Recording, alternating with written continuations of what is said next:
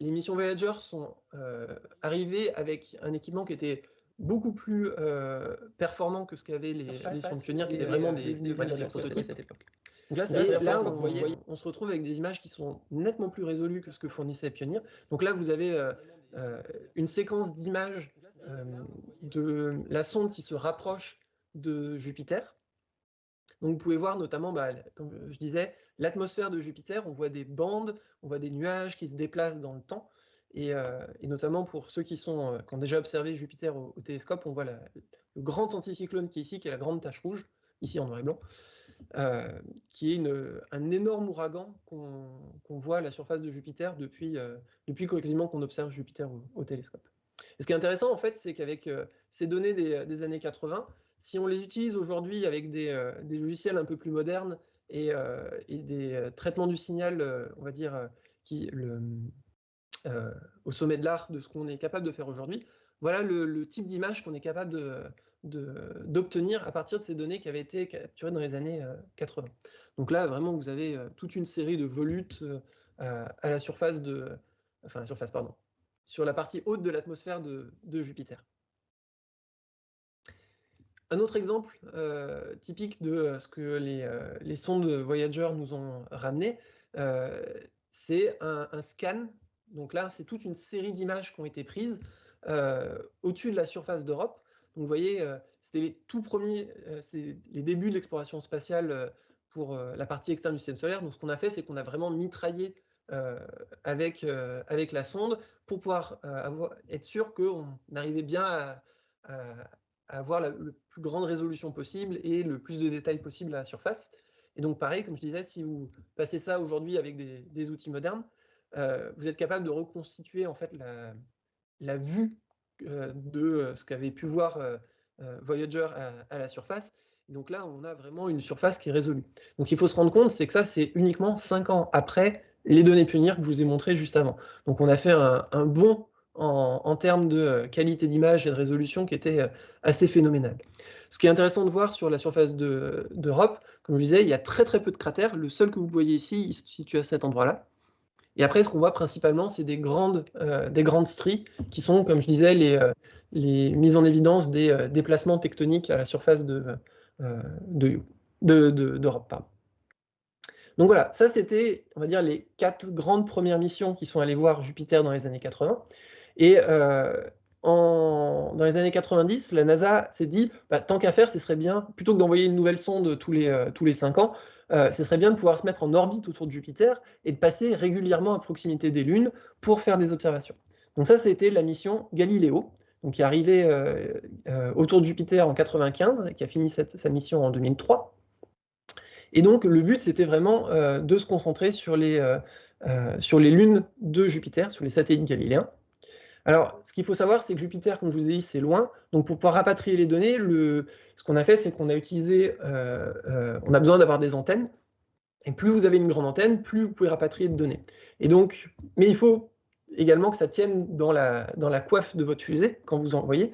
Donc, ce que se sont dit les ingénieurs à l'époque, c'est si on pouvait plier l'antenne pour pouvoir qu'elle rentre dans la fusée et qu'on la déplie une fois dans l'espace, ça nous permettra de rapatrier plus de données.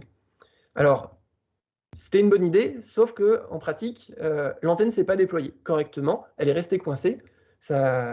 Les ingénieurs ont essayé pendant des semaines d'essayer de trouver une façon pour essayer de la décoincer, et finalement on n'a jamais réussi à déployer cette antenne correctement.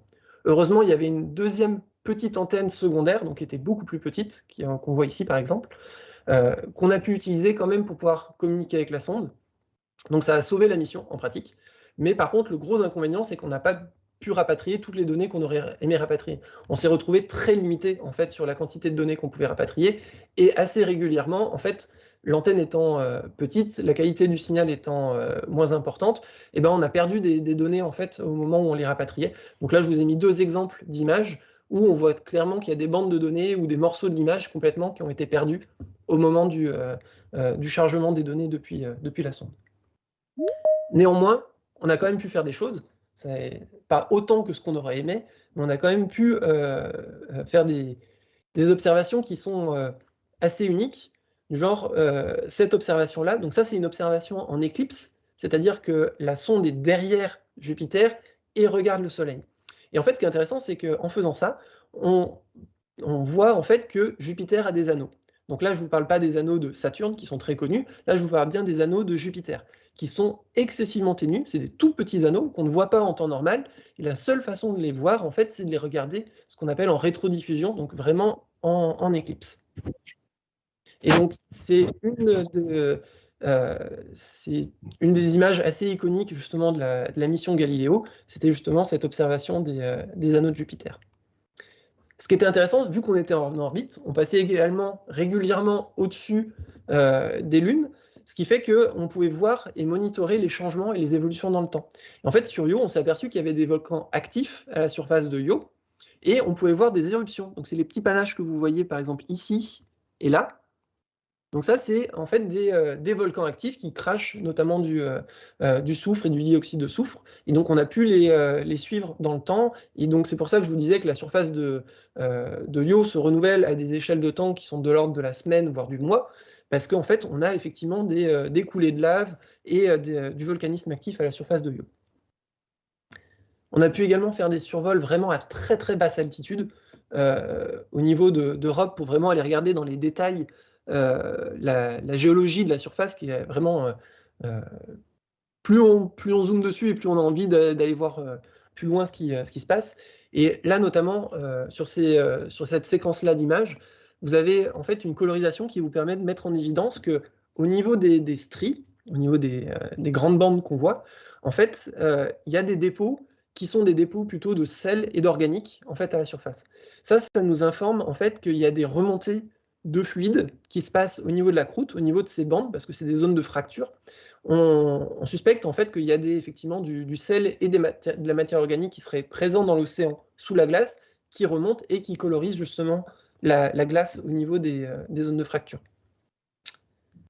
Et enfin, le dernier point que je voulais vous mentionner pour cette mission Galileo, c'est on a pu mettre en évidence, comme je disais, la présence d'un champ magnétique actif autour de Ganymède. Donc là, c'est une représentation en noir, vous avez le champ magnétique de Jupiter, et en bleu, vous voyez en fait les lignes de champ qui correspondent au champ que produit et qui a été mesuré, au champ que produit Ganymède et qui a été mesuré par Galilée.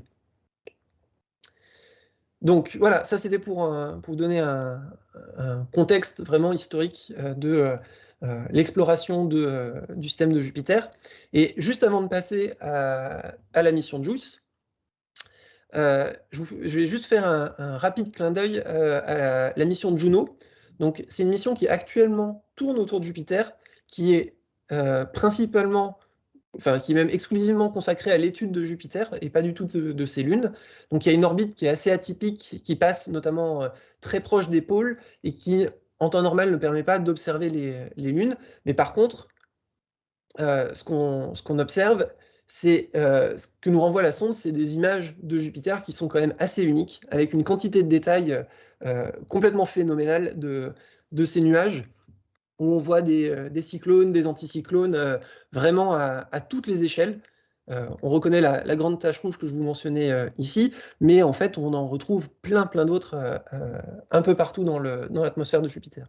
Donc si vous voulez vraiment voir des très belles images de Jupiter, il ne faut pas hésiter à aller regarder les images de Juno. Là, je vous mets vraiment un zoom sur une sous-partie d'une image où on a un tableau qui est complètement artistique, où on a l'impression que c'est quelqu'un qui aurait trempé ses doigts dans un pot de peinture. Ça fait des très beaux tableaux si vous voulez vous les imprimer pour mettre sur un mur, par exemple. Après, ce qu'il faut un autre point, cette mission-là, comme je disais, n'était pas du tout consacrée aux satellites galiléens. Il y a eu récemment un changement d'orbite qui a été décrété par la mission. Et en fait, il s'avère que ce changement d'orbite-là a permis de passer à proximité des satellites galiléens, ce qui fait qu'on a pu avoir quelques images. En réalité, on a eu 3 images des survols des satellites galiléens par Juno, donc qui datent de juin 2021, septembre 2022 et décembre 2022, donc c'est vraiment très récent, où on a pu observer la surface de ces lunes avec la mission de Juno. Même si ce n'était pas son but premier, on a quand même réussi à obtenir quelques données. Donc là, vous voyez vraiment les différences dont je vous parlais sur le niveau de la cratérisation, on voit un certain nombre de cratères sur Ganymède, quasiment aucun sur Europe, et comme je vous disais, sur Io, la surface est renouvelée tellement régulièrement qu'en fait, il n'y en a pas. Donc voilà. Donc, après, on va dire quasiment une demi-heure d'introduction sur vraiment le système de Jupiter, je vais enfin passer à la mission JUICE. Donc, comme je vous disais en introduction, la mission JUICE, c'est une mission de l'Agence spatiale européenne. Donc, toutes les autres missions dont je vous ai parlé précédemment, c'était des missions de la NASA, donc l'Agence spatiale américaine. Donc là, c'est l'Europe qui s'est dit, ben voilà, nous, on aimerait bien continuer ce qui a été fait, et notamment pouvoir aller plus loin que ce qu'a fait Galiléo, et retourner dans le système de Jupiter pour arriver à recueillir des données au niveau de Jupiter. Donc, comme je vous disais au tout début de ma présentation, la mission décolle dans 1 mois, mais elle arrivera sur Jupiter en 2031 pour faire des mesures jusqu'à peu près en 2035. Donc l'objectif principal de la mission, ça va être, un des objectifs principaux, ça va être de réaliser la première mise en orbite autour d'une lune de glace. Donc non seulement on va autour de Jupiter, mais on va essayer de se mettre en orbite autour de Ganymède. Donc ça, c'est quelque chose qui n'a jamais été fait jusqu'à maintenant. Et pourquoi on essaie de se mettre en orbite autour d'une lune de glace? C'est parce qu'on espère potentiellement, sur une future mission, pouvoir être capable de se poser à la surface avec un atterrisseur comme ce qu'on fait aujourd'hui sur Mars. Donc vraiment, la mission de JUICE, elle va se concentrer vraiment sur Ganymède, l'étude de sa topographie, de son champ magnétique, de ses océans sous la glace. Mais tant qu'à faire, on va également recueillir des données sur Europe, Callisto, et on va également étudier en détail les interactions entre Jupiter et ses différentes lunes. Donc là, je vais vous passer une petite vidéo qui avait été faite au moment de la sélection de la mission, et je commenterai après. La vidéo est en anglais, mais je vous ferai un récapitulatif après de la mission.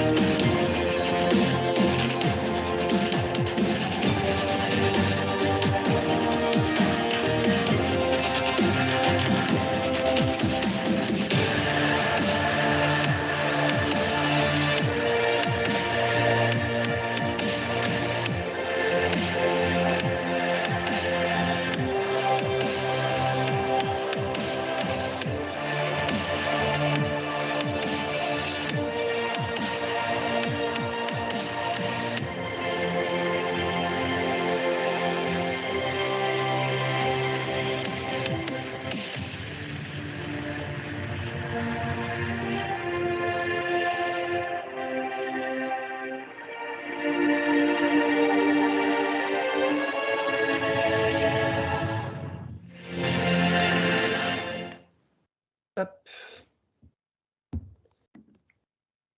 Donc cette vidéo a été produite par, comme vous l'avez vu, par Airbus, donc qui est le sous-traitant en fait qui a construit la sonde JUICE.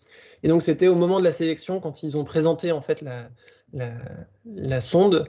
Donc les chiffres qui sont dedans aujourd'hui ne sont plus bons parce qu'il y a eu pas mal d'évolutions, mais ça vous donne une première idée de ce que ça va donner. Donc JUICE, pourquoi JUICE en fait? C'est pour Jupiter Icy Moon Explorer, donc c'est-à-dire l'explorateur des lunes de glace de Jupiter. Donc comme je disais, c'est une mission de l'Agence spatiale européenne, donc l'ESA. Il y a quelques contributions de l'Agence spatiale américaine, de la NASA, également de l'Agence spatiale japonaise, la JAXA, et l'Agence spatiale israélienne, l'ISA. Mais le gros de la mission est fait par l'Agence spatiale européenne. Donc quand elle a été sélectionnée en 2012, le coût estimé de cette mission était de l'ordre de 1,1 milliard d'euros. Aujourd'hui, on est plutôt sur un coût à 2,8 milliards. Mais ce qu'il faut se rendre compte, c'est que cette somme-là, ça correspond en fait au coût total de la mission sur les 23 ans que vont durer la mission. Donc entre sa sélection en 2012 et la fin de la mission en 2035. Donc si vous vous amusez à diviser cette somme-là par le nombre d'Européens par an, en fait, vous vous apercevez qu'une mission comme la mission de JUICE coûte à peu près 25 centimes par Européen et par an. Donc même si ça fait des gros chiffres une fois intégrés, il faut toujours rapporter ça aussi au coût individuel que ça représente. Donc la sonde en tant que telle fait 2,5 tonnes, sur lequel on va rajouter 3,5 tonnes de carburant, en fait, pour tout ce qui est les manœuvres et l'insertion en orbite autour de Jupiter. Une fois complètement déployée avec ses panneaux solaires, elle fait à peu près 30 mètres de long et 8 mètres de large pour 4 mètres de profondeur. Elle va avoir d'immenses panneaux solaires. Il y a 85 mètres carrés de panneaux solaires sur JUICE. Pourquoi? Parce que, comme je vous ai dit, on a seulement 1/25e du flux solaire par rapport à ce qu'on aurait sur Terre. C'est-à-dire qu'avec ces 85 mètres carrés de panneaux solaires, en fait, on va pouvoir exploiter que 800 watts de puissance électrique quand on sera à Jupiter. Pour vous donner un ordre de grandeur, si je prenais ces 85 mètres carrés de panneaux solaires et que je les mettais sur le toit de ma maison à Nantes, en fait, je arriverais à produire 15 000 watts d'énergie. Donc c'est pour ça qu'il y a une grosse différence. Et on a une antenne également sur la sonde qui fait à peu près 2,50 m, une grande antenne pour pouvoir communiquer avec la Terre. Donc ça, c'était, on va dire, pour l'architecture, la boîte en tant que telle. Ce qui est vraiment intéressant pour les scientifiques, c'est les instruments qui sont embarqués sur la sonde. Et JUICE embarque 10 instruments. Donc ces instruments-là, ils sont répartis sur 3 différentes catégories. Ce qu'on appelle de la télédétection. Donc ça, c'est tout ce qui va permettre de faire des images, de faire des mesures de spectre. On a des instruments plus dits de géophysique. Donc ça, c'est plus pour caractériser l'intérieur des lunes de glace. Et des instruments dits in situ, donc qui vont permettre de faire des mesures de l'environnement autour de la sonde. Donc au niveau des instruments de télédétection, on va avoir une caméra visible à haute résolution, donc vraiment pour faire des images à très haute résolution, qui est la caméra Janus, donc qui peut être produit qui a été produit par les Allemands. On a un spectromètre imageur dans le visible et l'infrarouge. Donc un spectromètre imageur, c'est en fait une caméra qui permet d'obtenir le spectre de la surface, c'est-à-dire ça nous permet de remonter à la composition à la surface des lunes de glace. Donc ça, c'est un instrument qui est produit, qui est opéré par la France, qui s'appelle MAGIS. C'est la contribution française à la mission JUICE, et auquel moi je suis rattaché en tant que collaborateur. On a un spectromètre submillimétrique, donc là c'est plutôt de l'étude dans le domaine radio, et à l'inverse, on a un spectromètre ultraviolet, donc là c'est pour faire des mesures vraiment dans les gammes de l'ultraviolet, pour faire des occultations d'étoiles, par exemple, et ça a été fourni par les États-Unis. C'est la principale contribution des Américains justement sur la mission JUICE. Dans les instruments de géophysique, on a un laser altimètre. Donc ça va nous permettre de remonter à la topographie, en fait, à la surface des lunes de glace. On a un radar sondeur. Donc ça, c'est un radar qui permet d'imager l'intérieur de la surface, et notamment des premiers mètres, voire des premières centaines de mètres des croûtes de glace, pour essayer de voir si potentiellement il pourrait y avoir des poches d'eau, des interfaces à l'intérieur.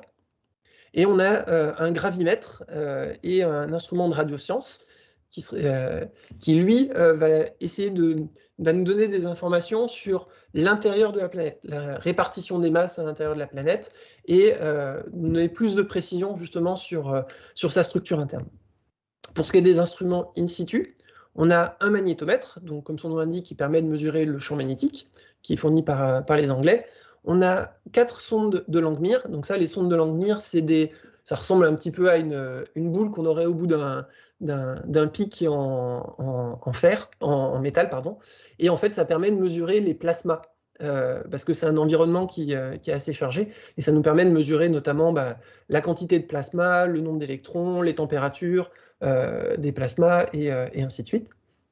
Et on a également 6 détecteurs de particules pour regarder la charge en ions, positifs, négatifs, et les particules qui se trouvent dans cet environnement-là. On a également un radiomètre pour, comme je vous disais, pour monitorer les radiations, parce qu'on va traverser des environnements qui sont plus ou moins radiatifs. Et on a également on va profiter de cette onde-là pour faire des expériences en interférométrie radio avec la Terre. Donc concrètement, sur la période 2023-2031, on va avoir un lancement, donc, comme je disais, qui va avoir lieu dans un mois, depuis le centre guyanais à Kourou, et on part pour un voyage de 8 ans jusqu'à Jupiter. Alors pourquoi un voyage de 8 ans? C'est parce qu'en fait, la sonde qui fait quand même 6 tonnes, on n'a pas une fusée suffisamment puissante pour pouvoir tirer directement jusqu'à Jupiter. Ce qu'on va faire, c'est qu'on va d'abord se mettre en orbite, et on va profiter de la présence des autres planètes, donc typiquement de la Terre et de Vénus, en fait, pour se faire entraîner et prendre de la vitesse petit à petit. Ce qui fait qu'on va faire des survols de la Terre en 2024, 2026, 2029, et un survol de Vénus en 2025, qui nous permettent d'atteindre en fait une vitesse de 25 km par seconde. C'est la vitesse qui est nécessaire en fait pour aller jusqu'à Jupiter. Ce qui fait qu'au terme de ces 8 ans de trajet, quand on arrivera à Jupiter en juillet 2031, on aura parcouru l'équivalent de 6 milliards de kilomètres. Donc, une fois arrivé sur place en 2031, c'est là qu'on va enfin pouvoir commencer à faire de la science. On a une période de 3 ans à peu près, de 3 ans et demi pour être précis, d'observation pendant lesquelles on va être en orbite autour de Jupiter, donc exactement comme ce qu'avait fait Galiléo dans les années 2000. On va faire 67 orbites autour de Jupiter, et on va profiter de ces orbites-là pour passer régulièrement à proximité des lunes de Jupiter. On va faire 21 survols de Callisto, 2 survols d'Europe et 12 survols de Ganymède. Donc si je vous représente un petit peu ça en termes de diagramme, ça va ressembler à ça. Vous avez Jupiter qui est au centre, vous avez les différentes lunes qui sont représentées, et vous avez JUICE qui passe son temps à monter et descendre, et on voit qu'à certains moments, elle passe à proximité d'une, paf, à ce moment-là, elle repasse encore, et ainsi de suite. Et donc c'est comme ça que, de proche en proche, on va pouvoir observer justement les lunes par survol. Un peu plus concrètement, qu'est-ce qui va se passer pendant un survol? Donc ça, c'est un exemple, par exemple, d'un survol de Callisto. Donc on a JUICE qui est sur la gauche, et Callisto qui est au centre.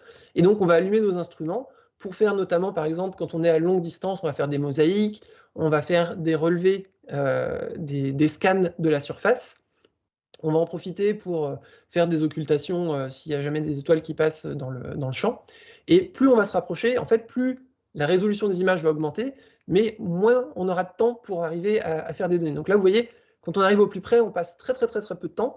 C'est là où il faut se dépêcher de faire le plus d'images possible, et ensuite, on peut de nouveau recommencer à essayer de scanner la surface. Mais vous voyez bien que quand on est très près, en fait, on peut voir qu'une très petite partie de la surface à haute résolution. On ne voit pas l'intégralité de la surface. Donc c'est pour ça que c'est important de planifier des observations à la fois en amont du survol, autant que quand on est en fait au plus près. Donc ça va être, comme je disais, la première partie de la mission, pendant 3 ans et demi. Et la deuxième partie de la mission, c'est la phase Ganymède dont je vous parlais. Donc le but, ça va être de se mettre en orbite autour de Ganymède en 2035, en début 2035. Alors pourquoi Ganymède? Donc comme je vous avais dit précédemment, Ganymède étant la lune la plus massive du système, c'est celle qui a le champ de gravité qui est le plus important. Donc en fait, c'est celle pour laquelle c'est le plus facile d'arriver dans son champ de gravité et de se mettre en orbite autour. Donc vraiment, c'est pour ça qu'on cible Ganymède en priorité. On sait qu'il y a vraisemblablement un océan sous la glace de Ganymède, et donc ça nous intéresse aussi particulièrement de pouvoir mettre en évidence quelle est la taille de la croûte, la largeur de l'océan et ces choses-là. On sait qu'il y a un champ magnétique, donc c'est aussi quelque chose d'important, et surtout, l'environnement radiatif est relativement favorable, donc c'est-à-dire qu'on peut envisager de rester plusieurs mois en orbite autour de Ganymède sans avoir une sonde qui est complètement détruite. Donc cette phase Ganymède va se découper en 3 parties. On va d'abord être en orbite à peu près à 5000 km d'altitude pendant la période entre janvier et mai. Ensuite, on va descendre l'orbite jusqu'à 500 km entre mai et septembre, et on envisage d'éventuellement descendre encore plus bas jusqu'à 200 km si jamais il y a une extension de mission après septembre 2023. Pour le moment, on envisage que la sonde finira par s'écraser sur Ganymède en octobre 2035. Donc voilà une représentation de ce que ça va donner en fait quand on est en orbite autour de Ganymède. Donc là, c'est la phase pendant laquelle on est à 500 km d'altitude. Donc là, les échelles sont correctes. Ça correspond exactement à ce que on s'attend à avoir.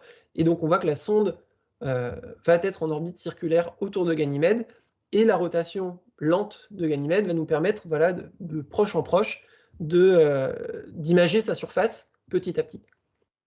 Et on va pouvoir traverser le champ magnétique de Ganymède un grand nombre de fois, ce qui nous permet de donner beaucoup de contraintes également sur le champ magnétique de Ganymède, pendant cette période de à peu près de 9 mois. Donc voilà, donc ça c'était, on va dire pour les grandes lignes, ce à quoi on s'attend pour la mission JUICE.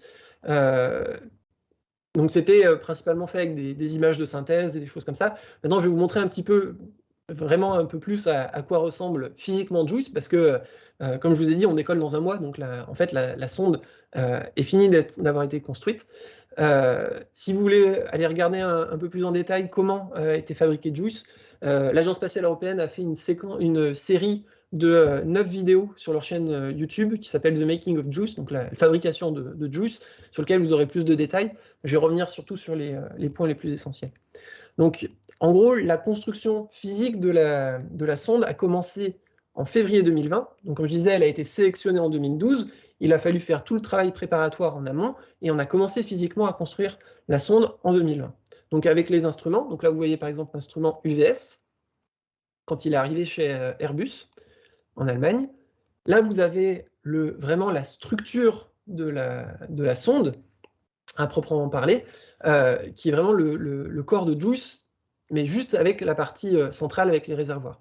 Donc, quand on a commencé à construire la sonde, c'était en avril 2020, pendant la période du Covid, et pour vous donner de grandeur, un an après, voilà à quoi elle ressemblait. Donc on avait déjà commencé à fixer une grande partie des différents instruments. Donc là, c'est la sonde telle qu'elle était à l'ESAC, donc c'est la grande salle blanche qui est aux Pays-Bas de l'Agence spatiale européenne. Pourquoi on l'emmène là-bas? Parce qu'en fait, on a besoin de tester vraiment tous les composants de la sonde pour s'assurer qu'ils fonctionnent bien, qu'ils vont résister au lancement et qu'il n'y aura pas de soucis. Et pour vous donner un ordre de grandeur, ça c'est je vais vous montrer le test de vibration de l'antenne. Ça c'est l'antenne qui permet de communiquer avec la Terre. Et donc on va simuler les vibrations qu'on s'attend à avoir au moment du décollage pour s'assurer que l'antenne résiste bien, qu'on ne perd pas des boulons, qu'il n'y a pas des morceaux qui se décrochent, parce que ce serait fatal pour la mission. Vous voyez, là on va monter de plus en plus en fréquence, on va vraiment la secouer dans tous les sens, la martyriser le plus possible pour s'assurer que tout fonctionne bien. Vous allez voir, ça monte tellement fort en termes de vibration que même la caméra va se mettre à gigoter complètement. Donc vraiment, on cherche en fait ce qu'on appelle les modes de résonance qui potentiellement pourraient abîmer et casser la sonde. C'est vraiment quelque chose qui est analogue à ce qu'on s'attend à avoir au moment du décollage. Voilà, là on va arriver sur un mode de résonance, notamment de la caméra, où tout se met à se secouer dans tous les sens.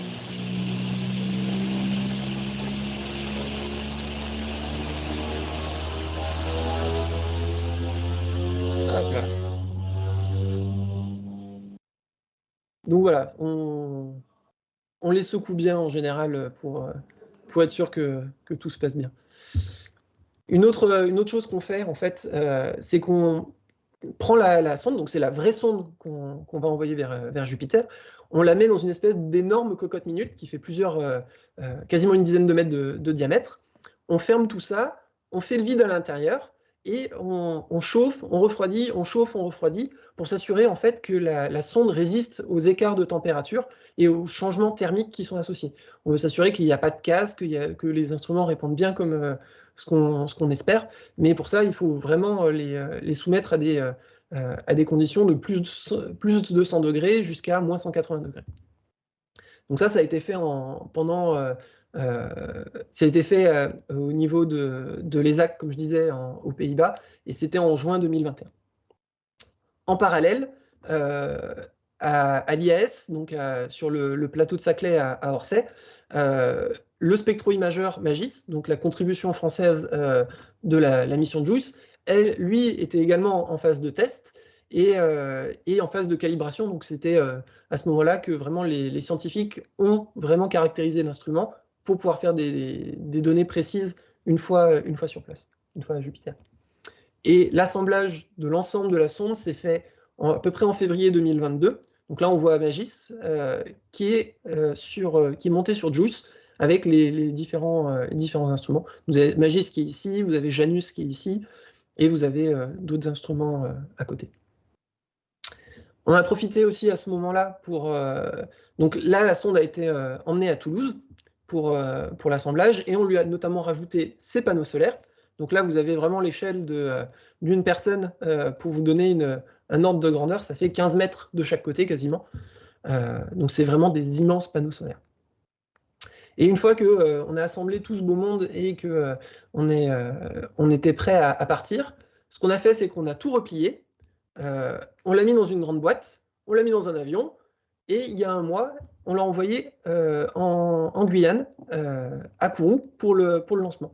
Donc là, vous voyez le vol de l'Antonov qui allait se poser en Guyane, et c'était il y a quasiment un mois.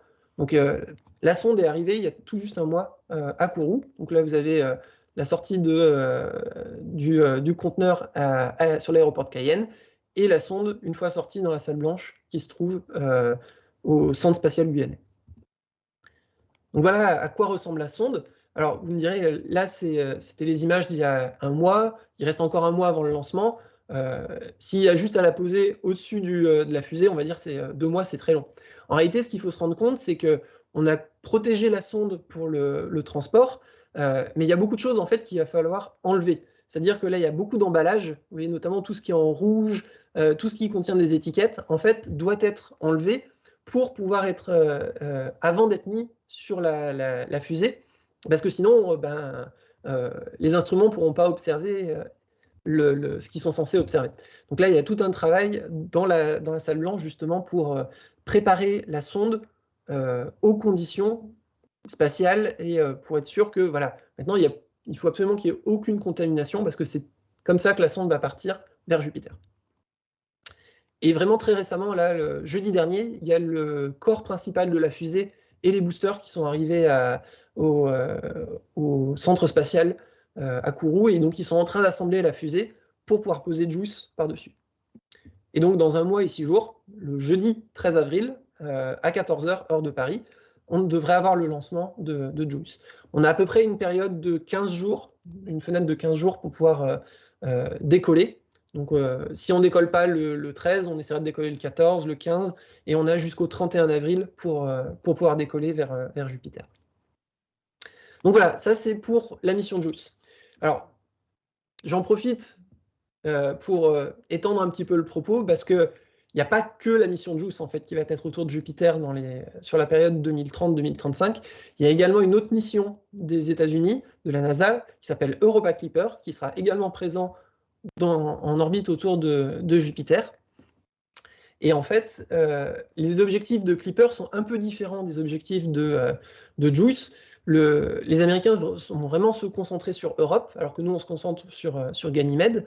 Leur but, c'est vraiment de cartographier à haute résolution la surface d'Europe, vraiment d'avoir une idée très précise de la croûte et de l'océan qu'il y a sur Europe. Pourquoi? Parce qu'ils ont prévu d'atterrir à la surface d'Europe lors d'une prochaine mission, à l'horizon à peu près 2050. Donc la sonde va ressembler un petit peu à JUICE, elle est un petit peu différente. En termes de masse, c'est quasiment la même chose. Ils décolleront, eux, en octobre 2024, mais avec une fusée un peu plus puissante que la nôtre, ce qui fait qu'ils arriveront en fait 1 an avant nous, alors qu'ils sont partis 1 an après. Donc ils arriveront en avril 2030. Pour le moment, ils ont prévu 53 survols d'Europe, et ils vont descendre jusqu'à 25 km d'altitude. C'est excessivement bas. Ils vont vraiment faire du rasmot d'Europe. Pour vous donner un ordre de grandeur, avec JUICE, on ne va pas descendre en dessous de 200 km. Donc vraiment, ils vont aller très très bas, et ils espèrent pouvoir potentiellement échantillonner s'il y a des particules qui sont éjectées au-dessus de la surface d'Europe, ils espèrent pouvoir les échantillonner avec la sonde. Alors pour le moment, ils ont 8 survols de Ganymède et 9 survols de Callisto sur leur trajectoire, mais c'est pas sûr pour le moment qu'ils feront de l'acquisition de données à ce moment-là. On va tout faire pour essayer de recueillir le maximum de ces survols, mais en tout cas, le plan nominal, c'est surtout de se concentrer sur Europe.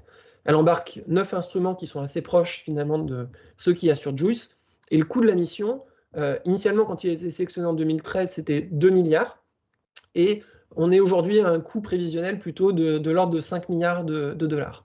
Si elle coûte aussi cher, c'est pas seulement parce que c'est le coût américain. Si elle coûte aussi cher, c'est parce qu'en fait, la sonde, vu qu'elle va au niveau d'Europe, elle doit résister à un bombardement et un rayonnement beaucoup plus intense que ce que doit résister JUICE. Et en fait, on a besoin de blinder et de protéger les instruments de manière beaucoup plus significative, ce qui augmente beaucoup le prix de la mission. Et donc, les Américains ont commencé à construire leur sonde en août 2022. Donc vraiment, ça fait pas très très longtemps. Et ce que je vous propose, ce qui est intéressant, c'est qu'ils ont mis une webcam dans la salle blanche. Donc je vous propose d'aller regarder en ce moment la salle blanche de JPL en Californie. Donc a priori, il n'y a personne dans la salle blanche. C'est dommage, il y en avait hier soir. Donc vous avez le corps de la fusée. Donc là, c'est le flux en direct à l'intérieur de la salle blanche. Et vous pouvez voir effectivement la sonde qui est ici, qui est en cours de construction. Donc si vous vous connectez, vous pouvez aller chercher sur YouTube Europa Clipper JPL. Vous pourrez voir justement l'évolution des différentes étapes de la construction de cette sonde-là jusqu'à son lancement en octobre 2024. Donc, on va dire, voilà pour cette présentation. Donc on espère que prochainement, à l'horizon 2030, on sera capable d'avoir ce genre de situation avec JUICE et Clipper en orbite autour de Ganymède et Europe. Donc si les deux missions se passent bien.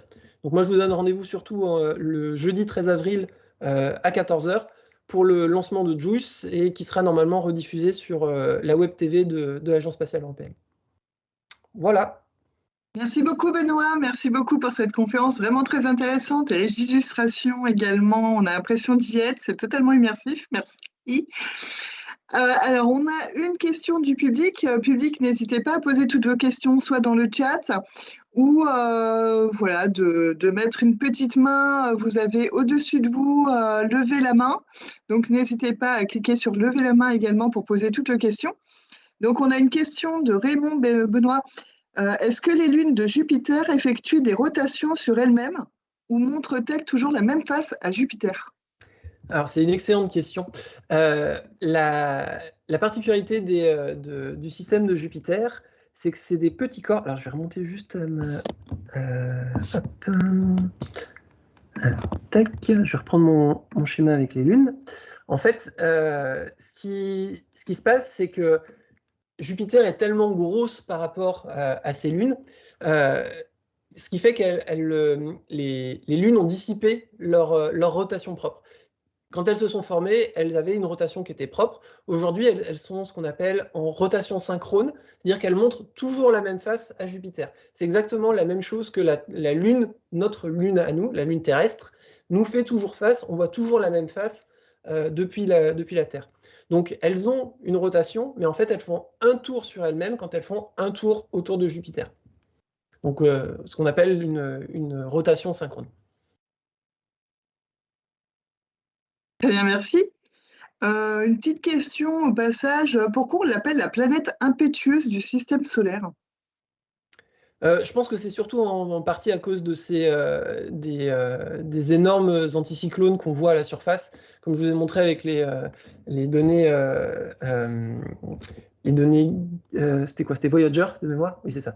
Les données Voyager où on voyait vraiment l'évolution. Celle-ci, voilà. On voit vraiment que ça bouge tout le temps. C'est des tempêtes permanentes à la surface de Jupiter. Il n'y a pas deux images qui sont identiques en fait quand on regarde Jupiter. Vraiment, ça bouge. Il y a des courants, il y a des jets, des streams, vraiment les vents à la surface de Jupiter sont très très importants. On le voyait aussi D'accord. bien sur les données de Juno. Hop, sur les données de Juno, voilà. Là, il faut vraiment se rendre compte que ça bouge dans tous les sens. En fait, ça tourne dans un sens, ça tourne dans l'autre. C'est pas un monde qui est statique. D'accord. Est-ce qu'il y a des questions au niveau du public? Éventuellement, le public est un peu intimidé. Oui, il est toujours sur Jupiter, cela dit. Alors, on a une autre question. Alors, hop, elle est en train de s'écrire. Du coup, si les lunes ne tournent pas, comment fait-on pour les observer? Oui, c'est une bonne question. Alors, faut les observer depuis la sonde ou depuis le... Depuis la sonde, peut-être déjà? Bah, alors, ce qui va se passer, c'est qu'en fait, on passe à différents moments. C'est-à-dire qu'il y a des moments où... alors, je vais reprendre mon exemple des survols. Hop, celui-là. Voilà. Là, ce qu'il faut se rendre compte, c'est que les lunes tournent autour de Jupiter, donc elles ne nous présentent pas toujours la même face.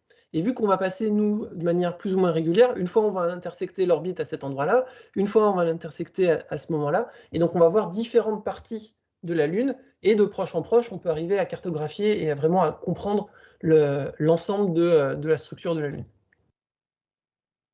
D'accord. Autre question éventuellement. Comment explique-t-on les si grandes différences de structure interne des satellites galiléens? Alors, ça, c'est vraiment un mystère. Ça fait partie des raisons pour lesquelles on retourne à Jupiter.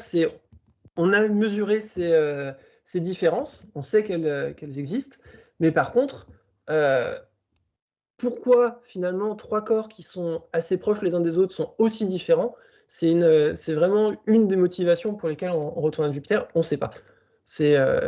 Elles ont pu se former différemment, elles ont pu évoluer différemment, euh, parce que, effectivement, Io étant plus proche et étant plus sollicité d'un point de vue force de marée, au niveau a pu perdre, par exemple, si elle avait eu de l'eau par le passé, il y a tellement de dégagement de chaleur au niveau de Io qu'en fait, l'ensemble de son contenu en eau s'est sans doute volatilisé. Pourquoi Callisto, qui est la plus éloignée, finalement, a jamais eu de formation d'un noyau de fer ou développé son propre champ magnétique comme aurait pu le faire Ganymède, ça, on ne sait pas non plus. C'est sans doute une différence d'évolution. Et ce qu'il faut garder en tête aussi sur ces choses-là, c'est qu'on a un instantané à l'heure actuelle. C'est-à-dire qu'on ne peut que constater comment sont les lunes aujourd'hui. On n'a pas d'informations sur comment elles étaient dans le passé. C'est même tellement vrai qu'on n'est même pas sûr que les lunes étaient à ces positions-là dans le passé. On sait que potentiellement, elles auraient pu avoir des orbites différentes. Et c'est des choses où on est obligé de faire appel à des modèles en fait, pour essayer de comprendre en fait, la situation actuelle par rapport à ce qu'elle aurait pu être dans le passé. Et c'est là où justement avoir une nouvelle mission et avoir une nouvelle sonde va nous apporter des nouvelles données qui, elles, vont nous permettre de contraindre justement ces modèles et d'imposer le plus de précision possible dans les résultats de ces modèles. Très bien, merci Benoît. Alors, on a quelques questions. Du coup, Europa Clipper part après JUICE, mais arrive avant Jupiter. Pourquoi? Est-ce que c'est parce qu'elle est américaine? La réponse actuelle est oui. C'est parce qu'elle est américaine. Mais pourquoi, en étant américain, on arrive plus vite? C'est parce que les Américains, en fait, ont des fusées qui sont plus puissantes que les fusées européennes. Ce qu'il faut se rendre compte, c'est que la mission Clipper, elle, va être envoyée avec la Falcon Heavy, qui est une très, très grosse fusée américaine, qui est 2 fois plus grosse quasiment que Ariane 5. Donc, s'ils tirent plus vite, en fait, ça veut dire qu'ils ont déjà plus de vitesse que nous au départ. Donc, ils ont besoin de moins prendre de vitesse. Ils vont faire également un survol de la Terre pour prendre de la vitesse, mais ils ont besoin que d'un seul survol, en fait, pour atteindre les 25 km par seconde qui leur permettent d'aller à Jupiter. Donc vraiment, c'est ça l'idée qui est sous-jacente, qui fait que si vous partez avec une plus grosse fusée, vous partez plus vite, donc vous pouvez arriver plus vite aussi sur place. D'accord. Alors, en parlant de vitesse, justement, est-ce que les vitesses des vents, cette fois, ont été mesurées sur Jupiter? A-t-on les mêmes conditions météo que sur les lunes? Alors, alors, sur Jupiter, vraiment, c'est une atmosphère. Les vents, c'est assez facile en fait à les mesurer. Il suffit de faire 2 images et de prendre des structures à la surface et de regarder de combien de temps elles se sont déplacées.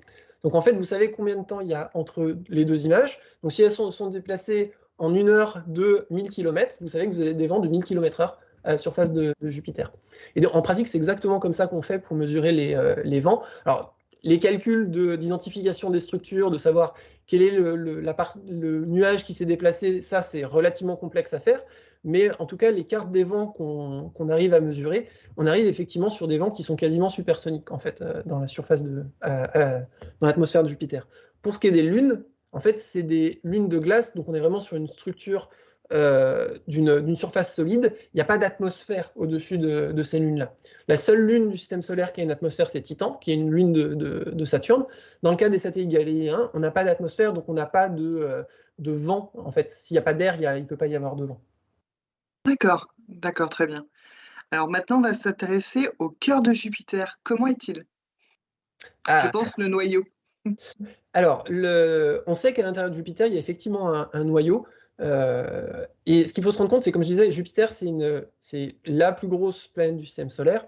En fait, elle a une masse qui est tellement importante que l'intérieur est comprimé à des densités et à des pressions qui sont complètement hallucinantes. C'est des choses qu'on observe absolument nulle part ailleurs dans le système solaire.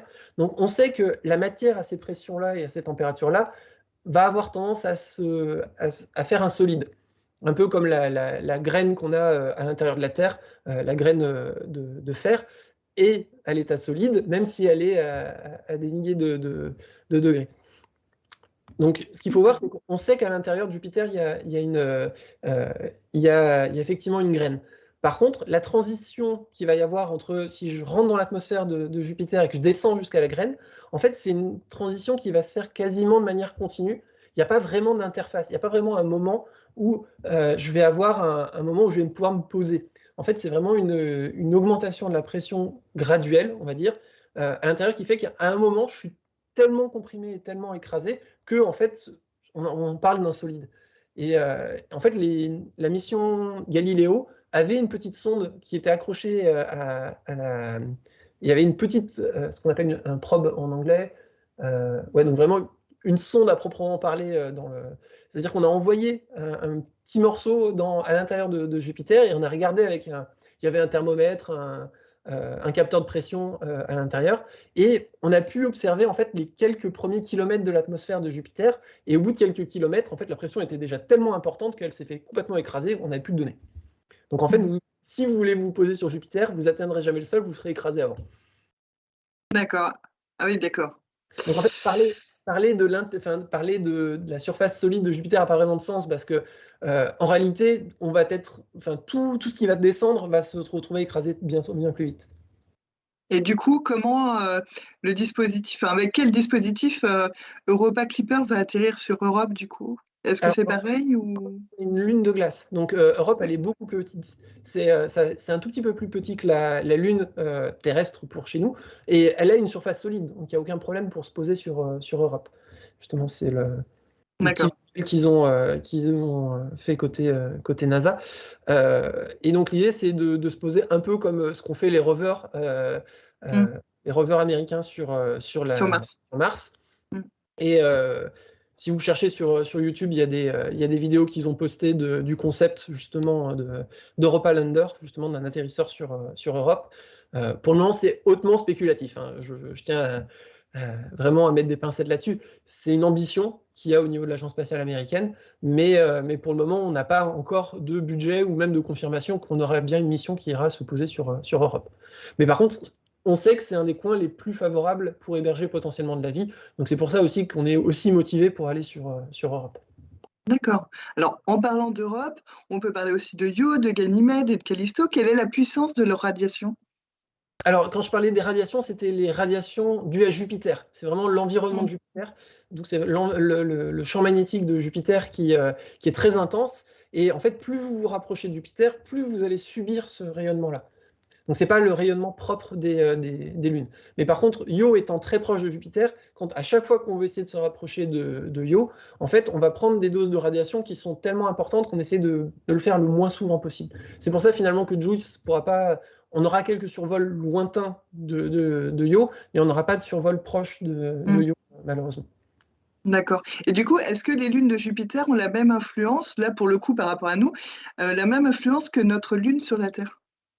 Alors, pour donner des ordres de grandeur, le couple Terre-Lune sur Terre, la Lune est plus petite que la Terre, bien évidemment, mais on est sur des rapports à peu près de 1 à 10, à peu près, en termes d'ordre de grandeur. C'est-à-dire que, et on a une surface qui est fluide à la surface de la Terre, donc on a effectivement les effets de marée qu'on voit très bien sur la Terre par rapport à la Lune. Dans le cas de Jupiter, Jupiter est tellement massif et dominant dans le système que, en fait, ses propres lunes n'ont pas d'influence sur lui. Il n'y a pas d'influence. Enfin, les seuls... Je veux dire, il peut y avoir des influences à l'échelle vraiment très locale, mais ce serait plutôt des effets qui sont dus à des éclipses. Parce que, par exemple, quand elle passe devant, localement, elle écrante la surface de Jupiter. Donc, c'est comme une éclipse sur Terre. Donc, j'ai pas mis de photo, j'aurais dû en mettre une. On voit très très bien, par exemple, quand un satellite passe devant Jupiter, ça fait vraiment une petite boule noire sur l'image. Et en fait, localement, vu qu'il n'y a plus de flux solaire, ça peut faire descendre la température et ça a une influence effectivement sur la partie haute de l'atmosphère. On a certains composés qui vont se former, qui ne se formeraient pas en temps normal. Mais c'est quelque chose de très très anecdotique. Par contre, ce qu'il faut garder en tête, c'est que les lunes, entre elles, ayant des tailles assez comparables, comme je disais, en fait, elles vont avoir des influences mutuelles entre elles, et notamment avec le phénomène des résonances. Et c'est pour ça qu'on a des énormes effets de marée, en fait, entre les différentes lunes. Si Io, aujourd'hui, est aussi actif, et en fait, si on a un volcanisme qui est aussi important, c'est parce qu'en fait, elle subit un effet de marée qui est très important. Pourquoi? Parce que elle est, comme je disais, sur une résonance de la place. Et donc je vais retrouver l'image. Et en fait, ce qui fait qu'elle va voir Europe et Ganymède à intervalles réguliers. Une fois, Ganymède va la tirer, une fois, elle va la pousser, une fois, Europe va la tirer, une fois, elle va la pousser. Et elle va être poussée, tirée sur son orbite. Ce qui fait que, tout comme quand on bouge ses mains entre elles, ça fait de la friction, en fait. Et ça va produire de la chaleur. Et c'est en fait de là que viennent une grande partie du volcanisme sur Io. C'est justement parce qu'elle subit des effets de marée très importants à cause de ses voisins qui fondent l'intérieur de Io, sur la partie proche de la surface, qui fait qu'on a des volcans qui sont totalement délirants. D'accord. Donc, influence sur Jupiter, non. Influence de les lunes entre elles, oui, clairement. Entre les lunes, d'accord, très bien. Il y a d'autres planètes comme ça qui n'ont pas d'influence forcément sur leur lune, mais où les lunes entre elles en ont. Il y en a d'autres que Jupiter? Alors, Jupiter est vraiment le cas d'école, parce qu'on a 4 lunes qui sont vraiment très importantes, vraiment très massives, et surtout, il y a ce phénomène de résonance qui amplifie vraiment le phénomène.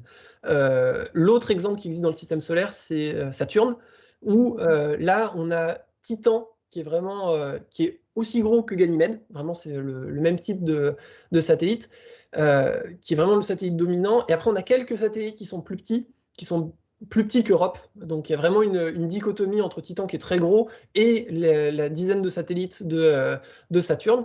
Et eux, entre eux, ont effectivement des effets de marée qui sont importants. Et ils jouent également, il y a également des effets de marée qui sont importants au niveau de Saturne avec les anneaux. En fait, il y a pas mal d'interactions qui se font avec les anneaux. Comme quoi, comme interaction?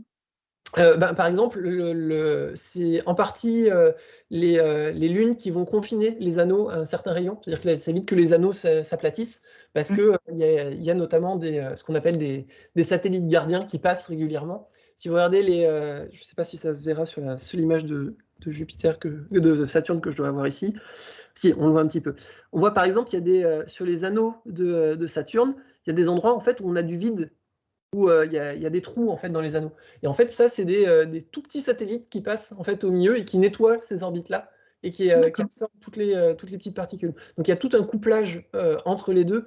Donc ça a été principalement mis en évidence avec la mission Cassini, donc qui était en orbite autour de Saturne entre 2004 et 2017. Et on a pu observer justement ces phénomènes mutuels qui vraiment sont quelque chose de vraiment très atypique dans le système solaire. Vraiment, il n'y a que Saturne qui a des anneaux qui sont aussi massifs et aussi importants. Dans le cas d'Uranus et Neptune, il y a également des lunes, mais on n'a que très peu de données en fait sur ces corps-là. Comme je vous ai montré, ils sont très très loin dans le système solaire. Donc c'est quelque chose de compliqué pour envoyer des sondes jusque là-bas. D'accord. Alors revenons du coup sur Jupiter. Suite à la vitesse dans le champ d'influence de Jupiter, comment les sondes comptent-elles ralentir? Alors, ce qu'on fait, c'est justement alors, hop, quand je disais que la sonde en elle-même, elle fait 2,5 tonnes, et quand on décolle, on a 4 tonnes. En fait, on embarque 3,5 tonnes de carburant. La grande majorité de ce carburant, en fait, il va nous servir à freiner. Parce qu'on arrive tellement vite que si on freine pas, en fait, on fait comme les missions Pioneer et Voyager, on passe tout droit et hop, on continue dans le vide intersidéral. Donc ce qu'on va faire, c'est qu'on va freiner le plus possible et on va essayer de descendre le plus possible à proximité de Jupiter pour rentrer justement dans son champ de gravité. Et une fois qu'on a été attrapé dans le champ de gravité, c'est là qu'on va utiliser le reste du carburant pour arriver à piloter l'orbite et à se mettre exactement dans la configuration qu'on veut mettre pour aller voir régulièrement en fait les lunes. C'est-à-dire que si on ne fait pas attention, on ne va pas être dans la bonne configuration. Très bien. Bah, écoutez, Benoît, merci beaucoup pour cette présentation. Vous avez aussi quelques remerciements du public dans le chat. Et merci également au public ce soir d'avoir été là, comme tous les mardis soirs, dans nos cycles de conférences en astronomie. Et merci encore et encore, Benoît. Merci encore à nos partenaires. Ciel d'Anjou, Curiosity SEO et bien sûr Terre des Sciences, le LPG également. Voilà, merci beaucoup à tout le monde. Donc là, vous avez Pascal Rosenblatt, l'astrophysicien du LPG justement, qui vous félicite, il vous dit bravo dans le chat. Voilà, vous avez des merci beaucoup, merci pour vos réponses, merci beaucoup, merci effectivement Benoît, merci pour votre disponibilité ce soir et merci de nous avoir fait rêver d'une évasion sur Jupiter. On n'est pas encore dans le cas d'y aller, mais grâce à vous, on y a mis un pied. En tout cas, je vous incite fortement à suivre le lancement dans un mois. Comme ça, vous en savez déjà un petit peu de ce qui est prévu avec cette mission.